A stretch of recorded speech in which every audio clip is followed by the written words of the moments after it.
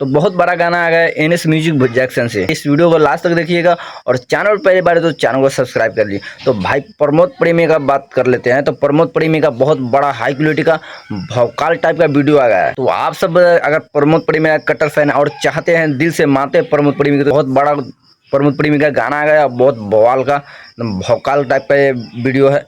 तो आप सब अगर कौन कौन भाई देख लिए कमेंट करके जरूर फटाफट बताइए, कमेंट करके जरूर बताइए कैसा गाना है नहीं है। और नहीं देखे हैं तो जाइए, एनएस म्यूजिक जंक्शन से आ गया है एकदम भौकाल का वीडियो। प्रमोद प्रेमी का जो गाना रहते हैं ना भाई, एकदम बवाल का गाना रहते हैं। प्रमोद प्रेमी का गाना सुनने में बहुत मजा आता है यार। प्रमोद प्रेमी का आवाज़ ही भाई बहुत लाजवाब के आवाज़ रहते हैं।